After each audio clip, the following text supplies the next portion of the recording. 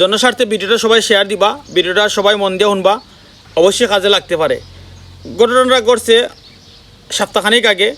সিলেট যে হাসান মার্কেট আছে, যারা সিলেট বিভাগের ভিতরে আছে বা জেলে সিটির ভিতরে আছে তারা অবশ্যই হাসান মার্কেট চিনবা। হাসান মার্কেট হয়েছে কেন ব্রিজের সামনে থেকে গিয়া বন্দর বাজার, ঠিক আছে?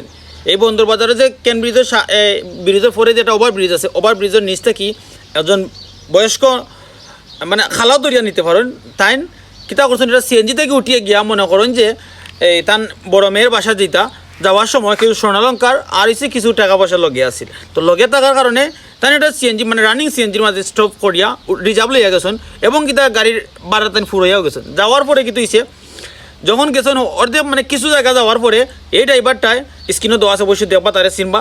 তো আরও দুইজন এই যাত্রী উঠেছে, তখন যে ওই যে আন্টিটা উঠছেন, আন্টি উঠে কইছেন কিতা গাড়ি আমার রিজার্ভ তুলে তুমি আরও জন মানুষ তুলো ওখানে। তখন ওটা হুমকি তো হয়েছে, হুমকির স্বরূপ যে এরকম হয়েছে যে ওটা কইছে বউ বেটি মানে খুব একটু রাফ ল্যাঙ্গুয়েজ ইউজ করছে যে বউ বেটি চিল্লাইস না নিজেই বইতা, এরকম মানে সিলেটি ভাষা কইছে কি।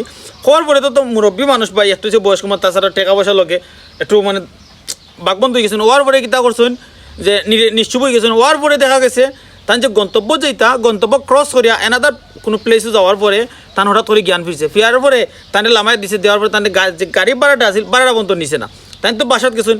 যাওয়ার পরে কিতা করছেন যখন বাসাত গিয়ে ব্যাগটা খুলছেন, খোলার পরে তখন টাকা নাই। এখন বিষয় হচ্ছে এই মানে ড্রাইভারর লগে আরও দুইটা অ্যাডভোকেট আছে।